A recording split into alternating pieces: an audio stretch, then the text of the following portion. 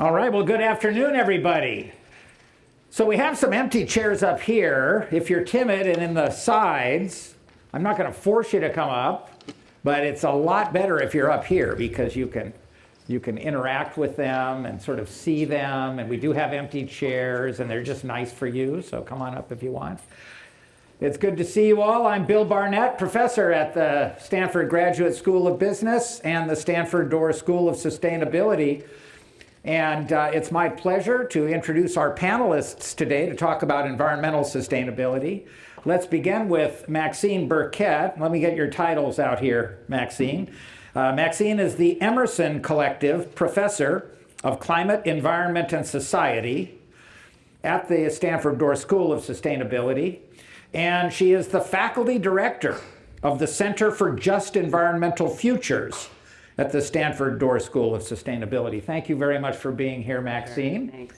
And we're fortunate to have Bob Litterman, the chair of Climate-Related Financial and Macroeconomic Risk Initiative. So thank you, Bob. And David Hochschild, chair of the California Energy Commission. And so thank you so much for coming, all three of you. It's hard to get on your calendars. And so we were really fortunate to have you come. So here's how we're going to run this. We've got an hour total. I'm going to do everything I can to give the three of you an opportunity to really open up. And then as soon as possible, turn it over to you for questions, because it's a great time for you to be able to interact directly with these three amazing people. Okay, so that's kind of my plan of action. And so be formulating your questions. And when the question time comes, I see a stand there. Is there another? Is that it? And there's another one here. And so the way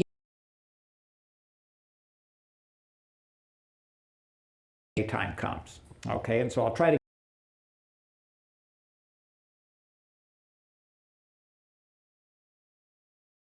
question for. So there's a clock here, but it's not running. So if we could get the clock running, because otherwise we will go forever. So you will want to make the clock go. Okay, there you go. So I knew we don't have infinite amount of time. So look, everybody knows there's a hype cycle. Sometimes a topic is super popular, sometimes it's not. And in fact, I've been studying the hype cycle with respect to environmental sustainability. I was just telling the panelists on our prep call, we have now hit almost the all-time low in terms of the general perceptions of environmental sustainability in public discourse. The actual all-time low in the United States was in 1980, the Reagan administration era, when James Watt was appointed as Secretary of the Interior. The all-time high, at least according to the analysis that I've just completed, was during the Biden administration. In fact, when Maxine, you were playing a role in, I'll never forget when I met Maxine, she walked into a conference we were having here and she said, "We just negotiated plastics." And it was that plastics treaty was incredibly important. That was the all-time high. And if you look over time, there's an up and down in the hype cycle.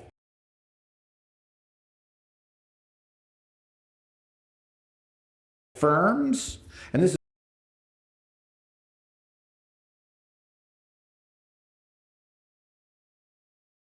to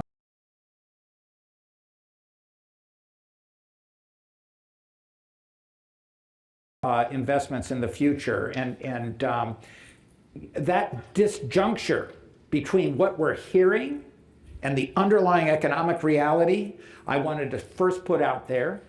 And then what I'd like to do now is turn to each of you and ask you to take turns talking about from where you sit. How is the picture for environmental sustainability in 2026? And Maxine, since you're right here, I'm going to start with you, please. Yes, thank you. Happy to be here. Happy to have this conversation. To your hype cycle comment, the extent to which I'm in a breakout session versus a plenary is also a good indication of that. And I think what we're seeing here is that this core issue with respect to leadership and business is, in a breakout session, is also sort of an important flag. I'll just summarize my comments to this initial question with sort of three thoughts: disinformation, disservice, and global trends. I don't know if any of you were here for this morning's panel, but there's an excellent one on media and disinformation. If you were to pull the disinformation conversation together with the climate conversation, you have a lot of how you might diagnose this moment. And we've seen climate move historically through these sort of impulses and movements of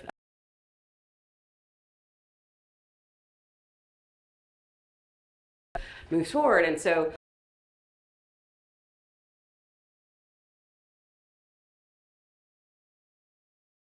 at this moment,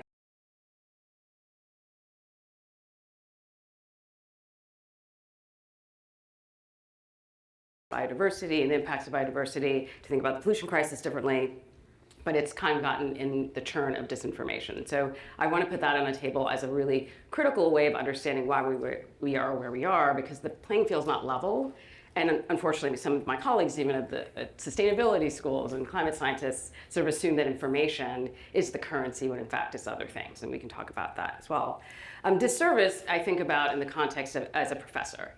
It seems to me that if we're graduating law students, business school students, medical school students, although I'll say medical schools are doing this better, without understanding the state of the environment, without understanding the climate forecasts, current and predicted, we're not preparing young professionals for the world that they will be working in and navigating. If you don't understand the risk that your company that you're representing, whether it's in compliance or whether it's fire risk for a utility, say, you're in this situation of not being fully prepared to be an effective advocate. And similarly, in medical schools, as you see them offering more with respect to the health impacts of climate change, you're not going to be able to serve your constituencies, your populations effectively if you don't understand the circumstances that you're in. Now, global trends very quickly. Basically what you've described, we see in the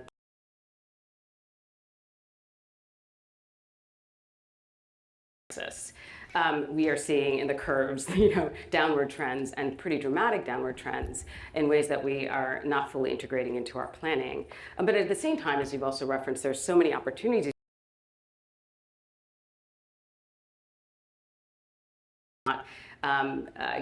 given or quantified in a way that can be incorporated into balance sheets. And as those things become more evident and visible and legible, I think we're going to continue to see those business opportunities be undeniable and a part of the way of doing business. And then I can say a little bit more about this afterwards, but there is also a trend in which we all, even with this polluted sort of communications environment, people still know something's up, right? And they're still wanting to do something about climate change. The polling suggests that. They want to do something about environmental justice. The polling suggests that, even though those words and terms are no longer in sort of usable and acceptable company, and certainly for grant applications. So I'll say those three things now to sort of open up the conversation.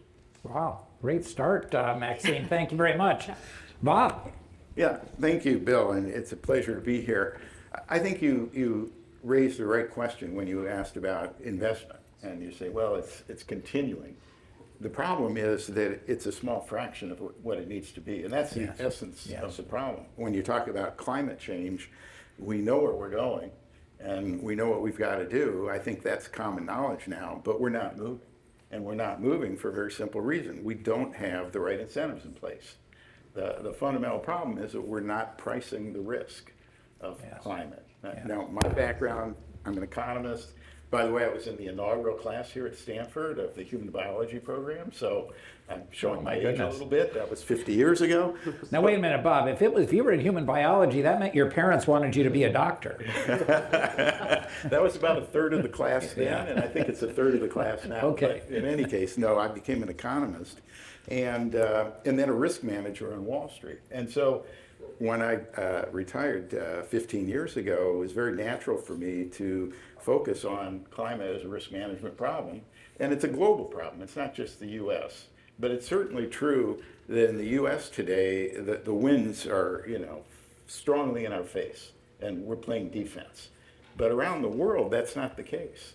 In fact, I was called to testify 3 years ago before the Senate Budget Committee with Mark Carney and a Republican economist. All three of us said, what we need to do is put a price on emissions. There was no, question about that, but we haven't done it. in the US. Now, at that time, one of the questions I got was John Kennedy from Louisiana. He says, Bob, do you really think China is going to reduce its emissions, is going to face climate change? I said, yeah, because they're going to realize the reality of it. Well, here we are, just 3 years later, and China has taken over this entire space. They've got like 90% of the investment in clean energy right now. And the U.S. is falling behind. So that's where we're at. And we know what we have to do. We have to put a price on it. But until we do that, we're not even getting started. And so time is a scarce resource when you're managing risk. Yeah. And I feel very badly for the next generations because, frankly, the world hasn't started. It's just getting started. And I guess the final thing I'll say is there are some very good signs outside the U.S. Mark Carney gave what was a very well-received and I think important speech at the World Economic Forum this year. He said, the global system has ruptured. And now countries are going to get together around specific issues where they have commonalities. Well, he didn't mention climate, but that's clearly what he was talking about. Sure. And we now have such a coalition. It was announced at the COP. It's called the Open Coalition on Compliance Carbon Markets. It's got 18 members.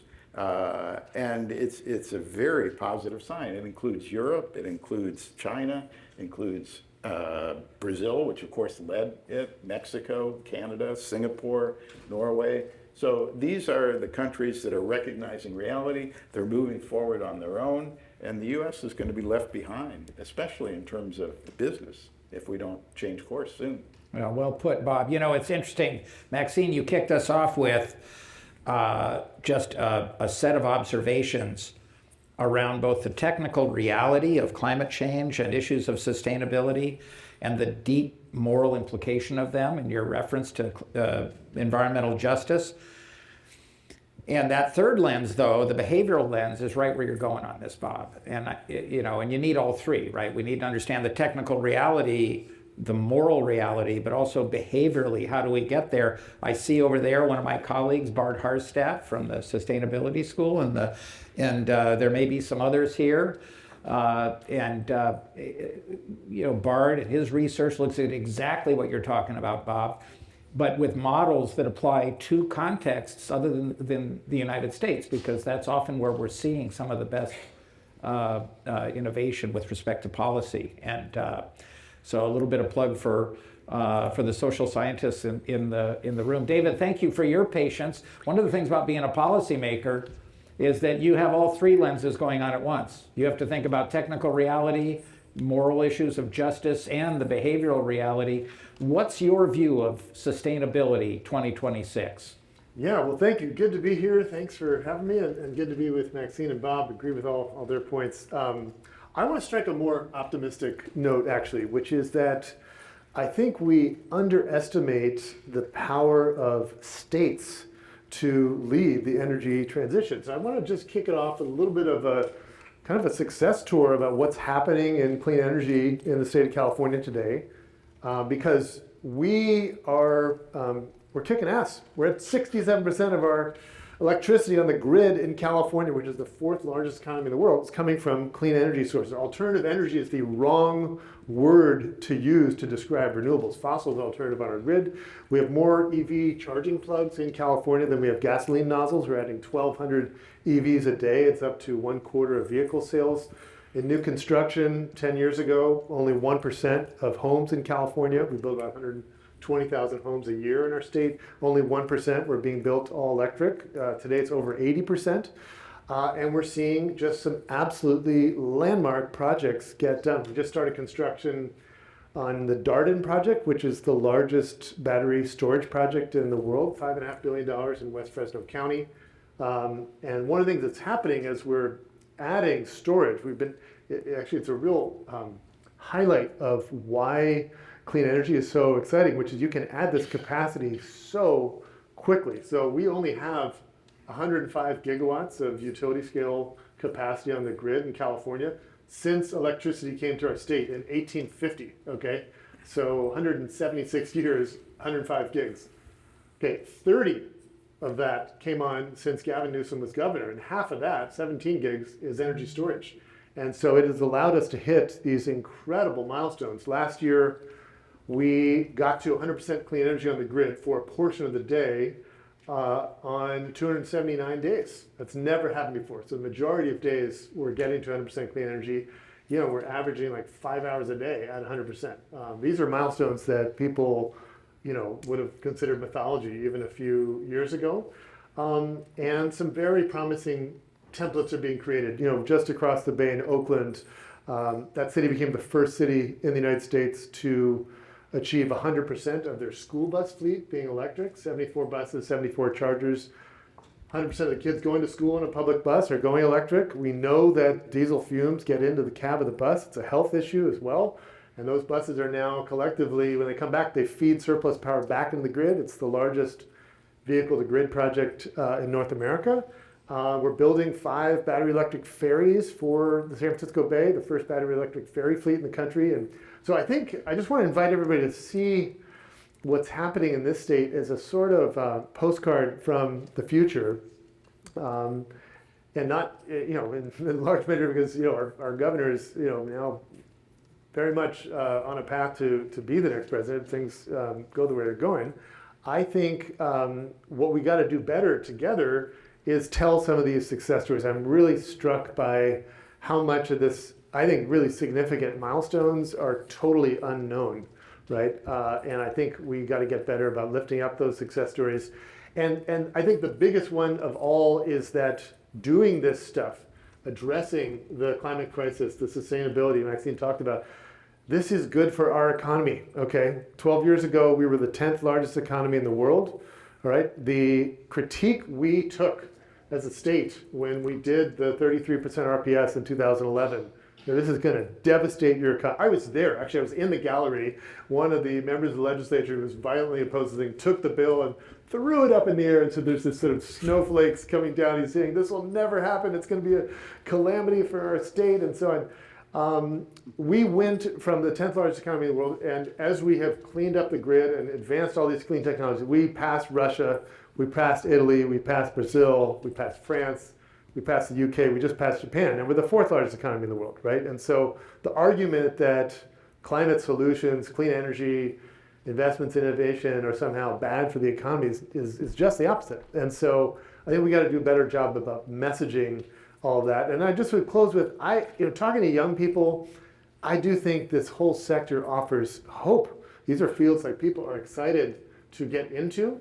And so there's a real marriage with, you know, California industrial policy. I look at something like offshore wind and what we can do with port upgrades and construction of the nacelles and the towers and the blades and how many new jobs that can create. These things come together beautifully, and I think they're career paths that a lot of young folks are excited about. So we gotta, you know, hunker down and make it through this storm, but I think we will. And oddly enough, I think Trump's war on Iran is going to undermine his war on EVs and renewables. And actually, we're seeing that now in the market. I mean, uptake of these clean technologies is high. And I think even if prices go back down in fossil fuel, we know the volatility is always going to be a threat. And so, and I'll just close with this. I just came a month ago, I was at the Tesla electric semi-truck factory in Sparks, Nevada. Okay, so almost a $4 billion factory. They're making an electric truck that goes 500 miles on a single charge, recharges in 35 minutes, and they're going to make 1,000 of those a week, right? And by the way, these trucks don't have to slow down because of the electric drivetrain. You can pass a car.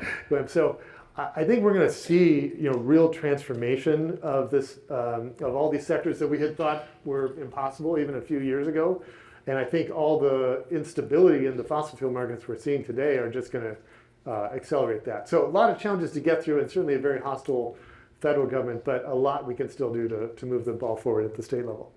Wow, so what I'm going to do is ask both you, Maxine, and you, Bob, to respond to what you've just heard. But I'm only after I give my response, okay? Because I just, was that awesome? First of all, I'd love to have you come speak to the freshmen. The climate scientist, Chris Field, and I teach sustainability to the freshmen. And just think about teaching sustainability to the 21st century. That's right, because there are all these babies in the room, right? They actually come to class in pajamas.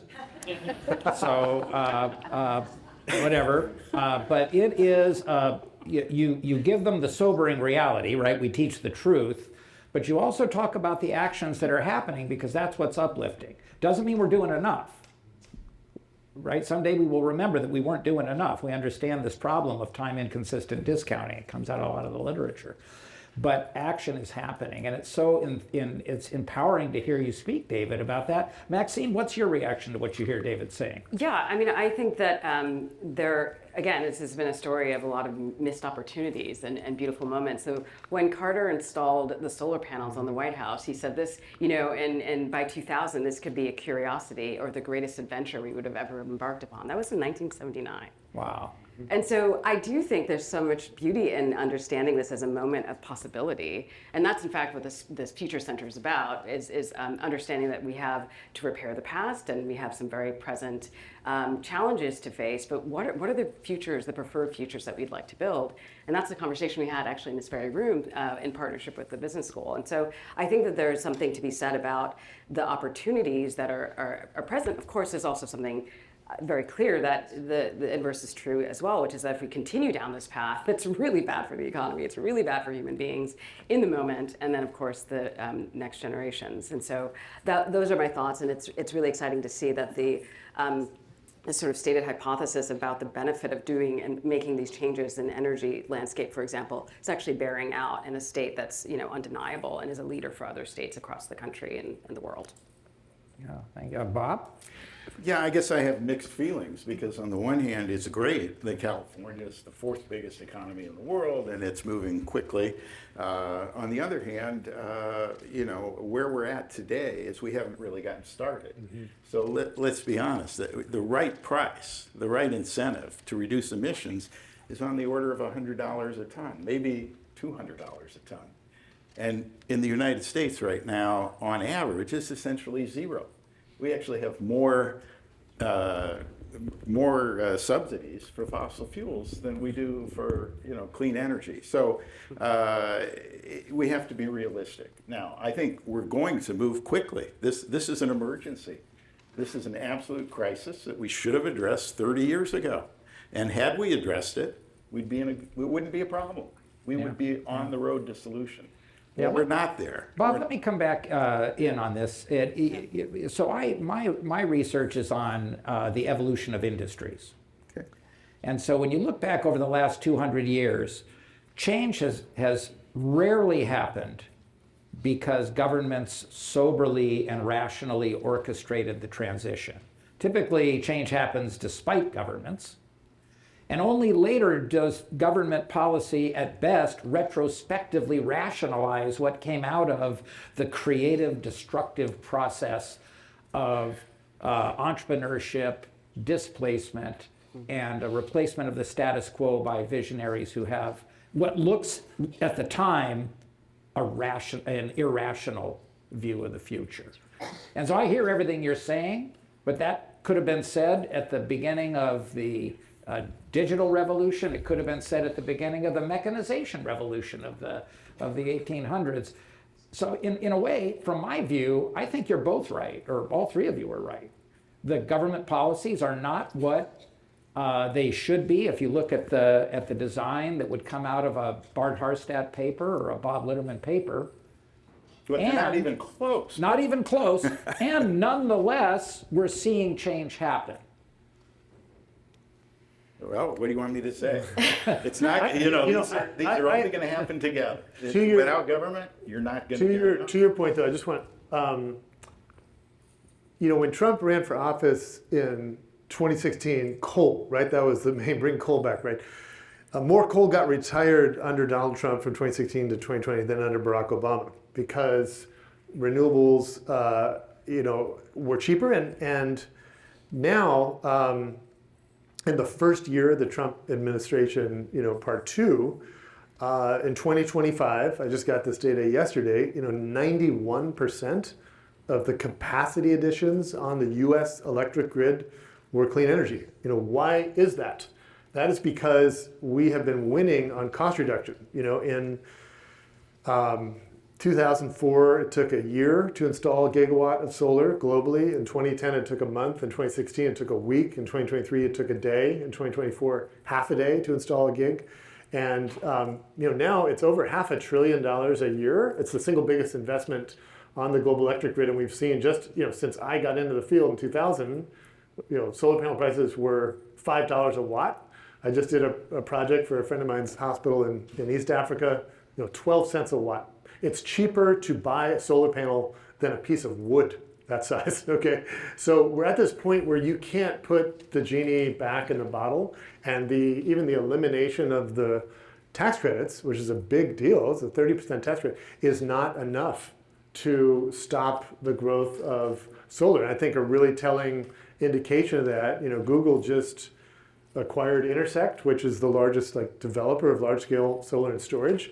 And that's a really statement, how are we going to get power for data centers and so on? And they spent 3 times more on that acquisition than they did on YouTube, right? So some of these forces are just larger than what a Trump administration can stop. They absolutely can impede, and they are doing that, and they will slow this transition, but they cannot stop it, in my view. All right. Well, so you've heard the opening salvos from our 3 panelists. I'm now going to open it up to anyone who wants questions, who wants to ask a question. And I know the way these things go. What you do is you step up to one of the mic stands, and then we'll let you ask a question. And what's going to happen is people are timid at first, and then later, when we run out of time, there are going to be people who are looking at me like, well, why didn't you call on me? So if you have a question, get up to the mic stand early. And you panelists, feel free to ask each other questions as well and to jump in on the conversation. So it looks like we have our first question coming over here. And when you ask a question, please begin by clearly stating your first and last name. That way folks can come up to you later and talk with you about your question. Go ahead, please. Thank you for the comments. I'm Neela Richardson. I'm chief economist. Okay, we're going to try it again because the mic's not on. I can do this. Okay, there you go. We can hear you. We can hear you. Just speak up. Hi, I'm Neela Richardson. I'm chief economist and ESG officer for ADP, which is a tech and HR company. And I guess I really appreciate your comments, especially what's going on in the state of California. I was wondering if you could give me your perspective on the scorecard for corporate America. My read is that a lot of companies, both manufacturers and service sector firms, are very focused on reducing emissions by a certain date, both their scope 1, their scope 2, sometimes even scope 3. There is a market for VPPAs and trying to offset those emissions, and yet there's a lot of resource-intensive AI development going on at companies. So I just wonder if you have a perspective on what corporate America could do to continue to meet these emissions goals, and how are they doing, especially in the face of AI? Wow, great question. Thank you. Who wants to take that? So mixed bag. I think I give a lot of credit to a number of the companies that have set these 100% clean energy goals, and to some of them like Apple that are going, not just making the commitment to do 100% clean energy for their facilities, but going upstream and requiring that other suppliers as well. But hugely disappointed with the American automaker sector, those OEMs backing off of EVs. I think it's industrial suicide. China is now, this year, 60% of new vehicle sales in China are electric. Countries like Norway are 97%. And, I do think we're ceding the future to countries like China when we do that. So I have been disappointed with the automakers. There's some that are stepping up in some ways, but I think it's a mixed bag. I'd be curious what Bob and Maxine think. Yeah, it's a mixed bag, all right. And I'll just say, all these companies that made lots of promises, voluntary, they're pulling back on them, And it's not surprising. People react to incentives. If they have a price on carbon, they're going to create, low carbon goods. If they don't, like we don't, then they're going to, produce what they do and make the biggest profit they can. So I can't blame corporations. What we need is a price, and then corporations will move very quickly. But, again, the big picture here, the IMF did an estimate a couple of years ago about what's the subsidy to fossil fuels in the United States. It's $1 trillion a year. Well, they said 700 billion, but then they had a lower cost of, social cost of carbon than I would put on. But in any case, it's on that order. $1 trillion a year. Compare that to the, Biden, Inflation Reduction Act. That was going to be $400 billion over 10 years, or 40 billion per year, versus 700 billion the other side. It's just, there's no comparison. And business is not going to move until they have the right incentives. That's just the way the world works. You want to jump in? Maxine? Yeah, I do. I mean, I don't know that it's a mixed bag. I think it's pretty poor corporate activity. I mean, sort of my experience historically in various spaces I've been in, and then of course in this current moment, it seems to me that the fact that we saw this kind of, rapid flight away from these promises was sort of expected. And it can be incentives, but it also is so the anti-regulatory push also allows for the bottom to be, rock bottom to continue to be very far below us or above us, depending on your perspective. And so we are in a situation where you are incentivized. There is an incentive. The incentive is to, maximize profit without any consideration for any other element of your business. And so you find that, again, there is a bit of a race to the bottom in terms of the way business is done. And we have, evidence of that. I mean, even in the previous administration, and we were at sort of the height, at least, of the promises and the pledges, that more money was being invested, for example, in oil and gas, in the greenwashing and the statements about what they are doing, and versus the actual move from the business as usual to other sources of clean energy. And so I think that there's a systemic kind of rot there, to be perfectly frank, and it is one where there could be an agreement to higher standards that may include regulation that that is necessary for a leveler playing field. That's not happening. I'll also say that we have this opportunity to understand the vulnerability again of these companies themselves. I mean, this is sort of in some ways a very short-sighted set of decisions that are being made. And we are not looking as well, or thinking a lot about the climate crisis, but of course there's the biodiversity crisis, which I cannot underscore enough, is also, we're hitting a really significant cliff here. And if you enjoyed a cup of coffee this morning, I urge you to think about the biodiversity crisis, what's happening to the bees. and we get sort of pilloried as tree huggers when we talk about it, but just the pure business prospects of this are significant. There is no economy without an environment. And a degraded environment gives you only so much for so long before we hit those cliffs as well. Yeah, well put, Maxine. I'm glad you bring that in. When you go back to Rachel Carson's book, Silent Spring, back in, was it 1962, I think. She doesn't talk about climate. Yeah. It's about biodiversity, pollution. The Silent Spring refers to a possible future without the sound of birds in the morning. And so the sustainability challenge is multifaceted. Now, for those of you who think, oh my gosh, I knew coming to this session was going to be a buzzkill. I mean, my gosh, I could have gone to some other. Let me tell you, the beauty of this new institute, yes, I'm going to plug the new institute, okay? So the beauty of this is that we will hold the line on speaking the truth regardless of what is popular. And that's why you three are here. We have quite a line of people wanting to ask questions. Please, go ahead. Hi there. First of all, I want to thank the panel for being here. Appreciate your time today. And your full name? Yes. My name is Chad Sarayo. I'm a fourth-year PhD candidate in material science and engineering. When I started my PhD here was in 2022, so there was some tailwind after the passing of the Inflation Reduction Act.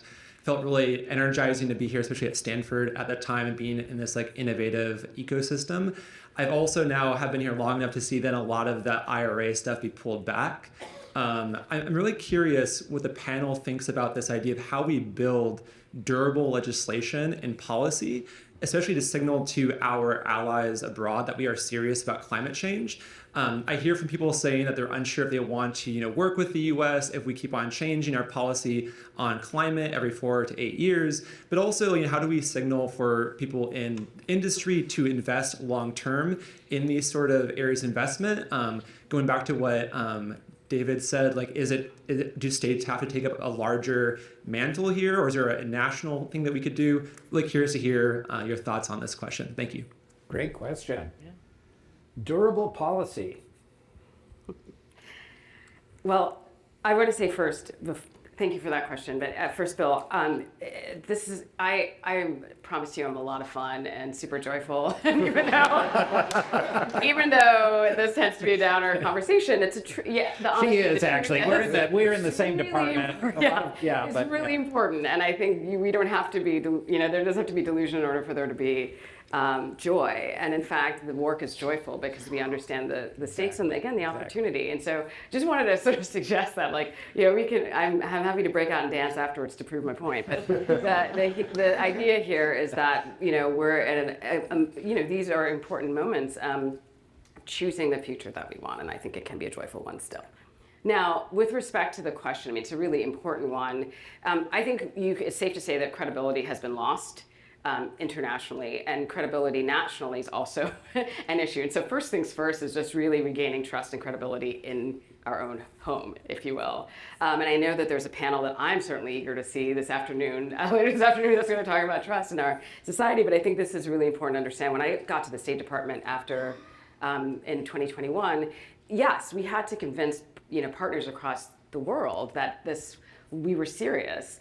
And it was really difficult. And so now we are definitely in, I think, a multi-generational renewed effort that we'll have to engage in once we can to regain trust across the international community in this space. But, there's nothing like doing the work to demonstrate that. And I think, can still rely on what is a very real desire in our country to do better in this way. And the polling suggests as much. Again, my colleague John Krosnick at the Doerr School, he's also in political science and other affiliations. He's excellent. He's done some really excellent polling around Americans' support for environmental justice. I'm using that as an important example because we are in this time now, again, where it's verboten to use words like justice and recognize that there is a history of racial hierarchy in the country and in the world. But here we are in this moment, and he does research, and it suggests that 85% of Americans are supportive of environmental justice action by the government. There are definitely some questions around how it's done.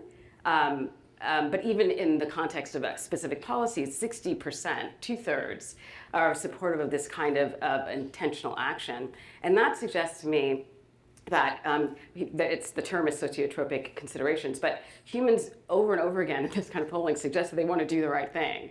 And given the right information, they will make those choices, even if it seems to be against their economic interest. Self-interest was actually negatively correlated with your reaction to that question or the possible implications there. So this is all just to say that I think we have to be we have to rebuild trust.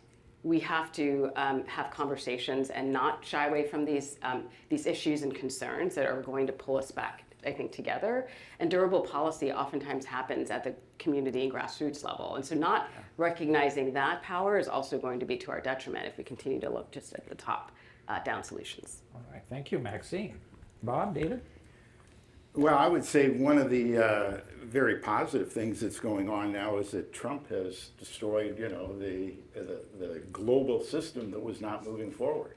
So the UN now is no longer really leading on climate, and that creates an opening for a coalition of countries to move forward. When we were in the UN context, you had to get unanimity. to move forward. Yeah, interesting Well, point. there's plenty of petrostates for which it's not in their interest to move forward quickly. Yeah. So they were saying, no, not so fast, not so fast. So nothing was getting done. Well, we said, all right, forget it. We're going to move forward together. And that's most of the rest of the world. The U.S. now is kind of caught as a petrostate. And, I don't think that's going to last for very long. But the sooner that ends and the sooner we join the coalition of countries that are moving forward, they're going to put a price on carbon and they're going to put a tariff on countries that are not part of the coalition. Yes. And so that creates an incentive for countries that are not part of the coalition to join. And they've already got a significant part of the global GDP. So if you start getting countries like, I would watch India, I would watch Indonesia, if they start joining this open coalition, pretty soon it's going to be a dominant coalition and the whole world is going to have to go. So I think that's a very positive change. The other thing I would point to, and Stanford is very involved in this, is carbon accounting. Yes. You know, when people talk about carbon accounting, they think you're talking about emissions scope 1, scope 2, scope 3. That's not accounting.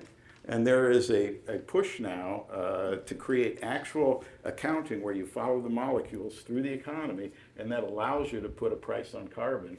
That's moving forward as well. And so I think those are two very positive signs. Hopefully they'll move forward quickly. Oh, thank you, Bob. David? Okay. Yeah, does that feel Right. Yeah, no, we have quite a queue. Thank you very much. And so here we have from Isaac from my class. Thank you so much for coming. And not in your pajamas either. He's never come to class in pajamas. It's the other students who come to class in pajamas. So just. Well, thank you very much, Professor Barnett. Like you just mentioned, I'm Isaac Strelo. I am an undergraduate freshman about to start an internship this summer with the California Air Resources Board related to electrification of the Port of Oakland. And so one thing that they talked about in class was one of the key factors towards reducing our emissions is going to be greenify all electricity and electrify everything. In your guys' eyes, what would that look like? How practical is that? And where do you think we are in achieving that?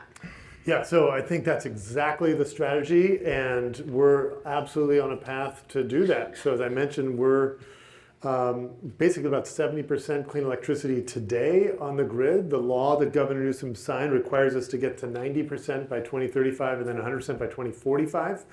Countries like Denmark, I just came back from Copenhagen with my daughter last week, they just had the last month, the entire country ran 100% on clean electricity. Why is this possible? It's because energy storage has reached this point where it can be deployed really quickly at enormous scale. You know, to build a new combined cycle natural gas plant in the United States takes 7 years, okay? To do a new nuclear plant, we only built 2 new nuclear plants in the US this century. You know, the last one, Vogtle 2 in Georgia, took 17 years, right? These storage projects are going in like 12 months. And so because they're actually very simple technologies and very modular. And so it's very achievable. So my view is basically we're winning on greening the grid. The real game right now is what you're working on, which is electrifying end uses. You go to the Port of Long Beach, they have electrified their key cranes, their gantry cranes, their vehicles. You know, all of these things that we didn't think were possible from, I use a chainsaw when I'm doing yard work. I have an electric chainsaw. I didn't even know that was a thing. I love it. It works. It's like, as I mentioned, the Tesla Semi, we have a company in LA called Harbinger doing the class 4, 5, and 6 trucks, like for UPS and FedEx. They're at cost parity today with no incentives. And next year, they're going to be lower cost than conventional. And companies like FedEx, because of that, have made a commitment to get to 100% zero emission vehicles by 2030. And so we just have to push in all of these areas. And as we do that, do a much better job of lifting up the success stories because it's just not getting attention. And so we're doing that. We've started a bunch of public-private partnerships. One this week is actually Heat Pump Week. We put $8 million in this partnership with the heat pump industry to get people to adopt electric heat pumps. And we got to just be doing a lot more of this to help get the word out. And because I will say, you can vote, right, a second time. That's not the ballot box. It's about how you live. What do you drive? How do you heat your water? There's a chance for sort of participatory clean energy democracy with these solutions that's not possible. You can't put a coal-fired power plant on your roof, right? And so that is one thing that's really exciting. There's actually actions all of us can take in our homes and in our companies to adopt these technologies. Okay. And, I do want to add a little bit here, because I know, especially in California, that the tech optimism is very significant, and for good reason. I mean, there's a lot that's going on that's right. I just want us to remember, as we're rolling all of these very important new technical strategies out, that we're not forgetting nature and human dignity. And there are a couple of reasons. One is that the natural environment is going to be shifting, and it's continually shifting. So if you're in a circumstance of drought, and you need significant water resources for your, whatever it is that you're inputting, you have to be very mindful of what the state of your natural environment is, and I think be in harmony with that. But also human dignity becomes a really key part of this, not just because social movements can kill good ideas in terms of the technical outside of things. If you don't want, we've seen this happen in a number of circumstances where big wind projects or other renewable energy efforts have been in conflict with community needs or wants, and that becomes a significant hurdle to them being rolled out. So that becomes really important. But similarly, when human dignity becomes more compromised, you often see the same kinds of, sort of evolving or snowballing effect of environmental impact over time. And those two things, like sacrifice zones, which environmental justice communities have talked a lot about, really are coupled. And have gotten us to, in some cases, to a lot of the environmental degradation that we see that's gone beyond the typical EJ communities as well, whether it's in Appalachia or in parts of Cancer Alley in the South. So really important that we don't forget the importance of these elements of the work as well. I'm so glad you bring that up again, Maxine, and of course, it's something you do as a big part of your mission. And I always find it striking. We think of it in the context of inequality and environmental degradation here in the United States, but that's also true globally with massive differences, obviously, in the treatment and plight of populations that we can't leave out in order to get to that new future. That's right. Well, thank you for that question, Isaac. And who do we have now? I'm Megan Guy. I was actually GSB and EIPER 2010. And I've sat in a lot of these rooms over recent decades. And Maxine, you've maybe teed my question up a little bit. I think the conversation has very quickly, especially in the last decade or so, gone to climate, to energy, to putting a price on carbon, credits, et cetera, et cetera. And I wonder a little bit if we've missed the plot and made a bit of a mistake by focusing too much on the economic story at the expense of talking about things like oceans, like biodiversity, indigenous knowledge, redistributive impacts, et cetera.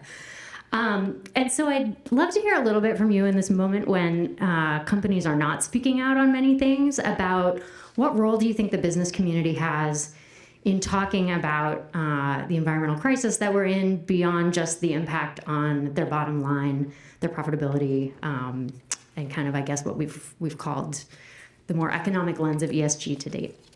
Thank you for that.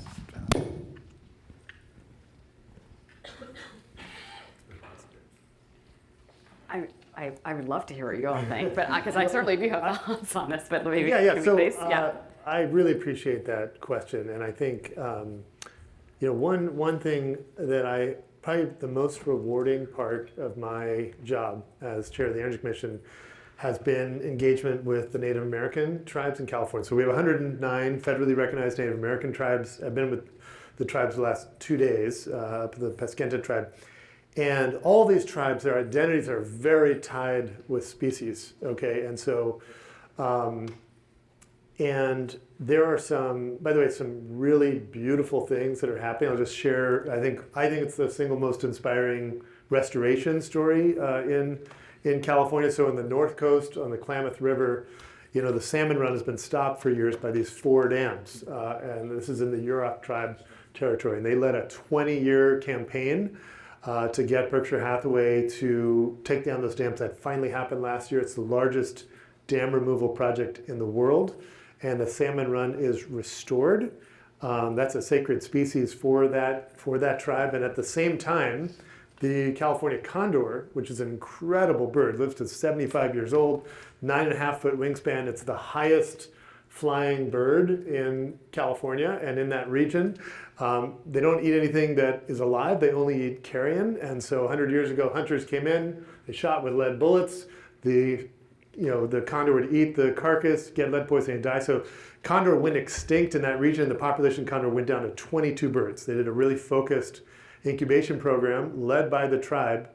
And this bird is, to your point about like how to talk about this stuff, the bird is seen as the medium for humanity's hopes to be expressed to the heavens, and also because it flies so high, to confer wisdom to the people.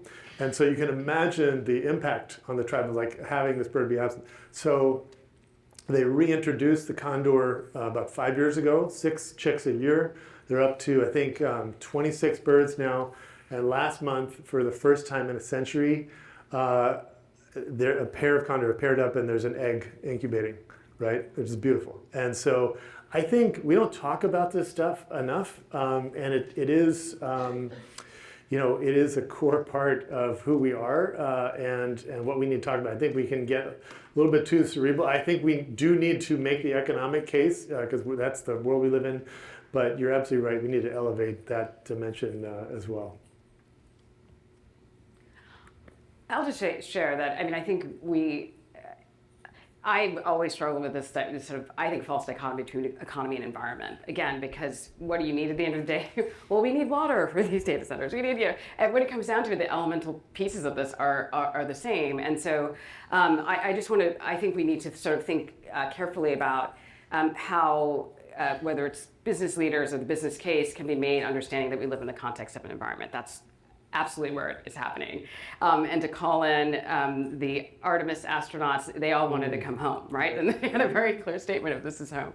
I love space and I love these kinds of notions, but what this is also, I think, asking us to do is to be in awe again, right? And that's a big part of what's missing. We know that that's what's missing. We can hear from the mental health conversations, the podcasts, et cetera, about what we need and what is important, and that's a big part of it.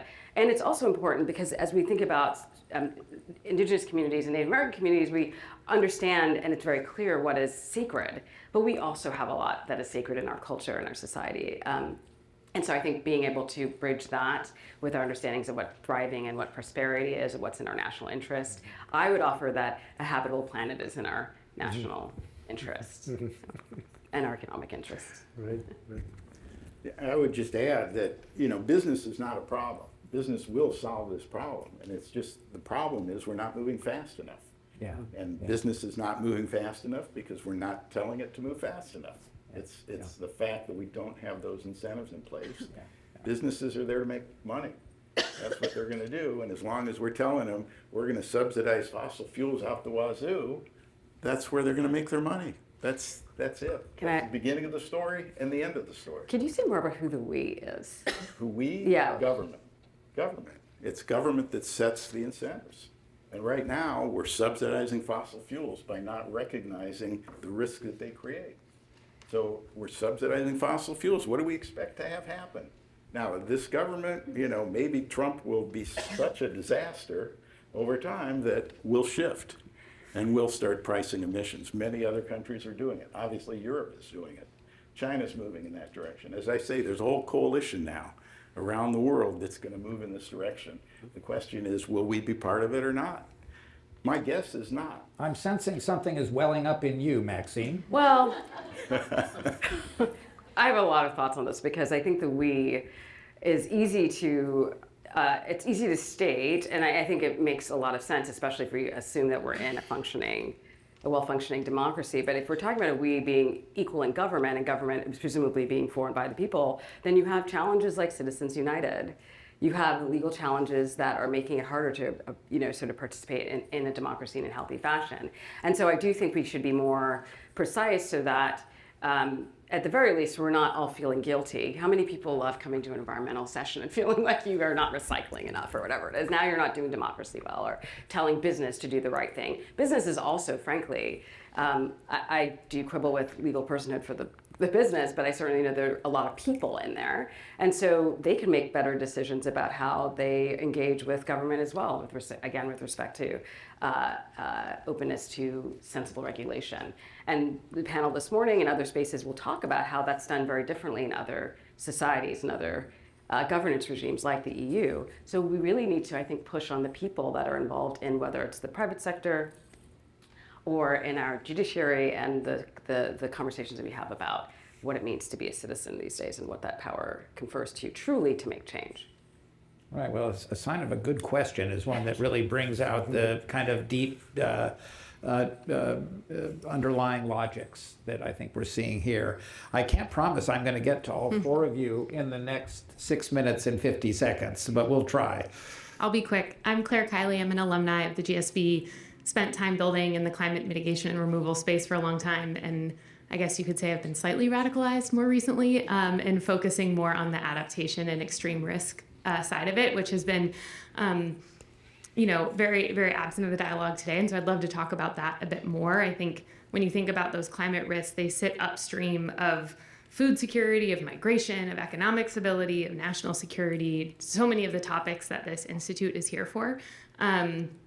And preparedness for that, even if we take a micro example like San Francisco and Oakland Bay flooding in a city, an area that is very, you could say, pro-climate and wanting to support that is also still vastly underfunded because there's not an ROI. It's like we hope this thing doesn't happen, and so we should prepare to hopefully make sure it doesn't happen.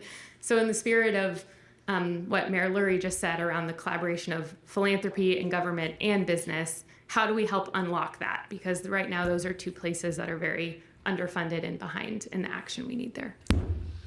Okay.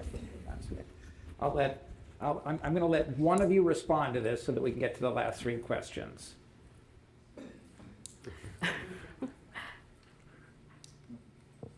I don't know that. I agree. Adaptation I think is critically important, and I will say that I think there are a number of co-benefits in some of the efforts at mitigation that will address adaptation. I think both need to be done pretty significantly because there is a limit to adaptation given the climate forecast. And there, I think, probably are numerous opportunities there that are hidden, and we need to be doing that work. But I'm not sure that we can think about this as a zero sum. I think both things need to happen. We could spend a lot more time on adaptation. It's not that I don't want to, and I'm thinking about loss and damage. I'm thinking about the fact, frankly, that oftentimes we're not asked to address the risks until it's happened. And so we are in a very reactive mode, whether it's because of a disaster like even the fires in Lahaina as an example of poor adaptation planning, or frankly, in the context of torts, which, civil cases that actually put a price tag on the failure to act or the failure to adapt. So I do think we need to be doing it better. It's not zero sum, and I think we look for co-benefits for communities. Well put, Maxine, thank you. So here's what we're going to do for we had another questioner. I thought we had three more. All right. She's over here. Okay, because what I'm going to do is have whoever still, so you two then, go ahead and both ask your questions. We'll do that old thing, right, where we get both questions out there, and then people can kind of address those questions. So let's start with you. Thanks so much for being here. I'm Stefan Sajansky, a first-year MBA and EIPer.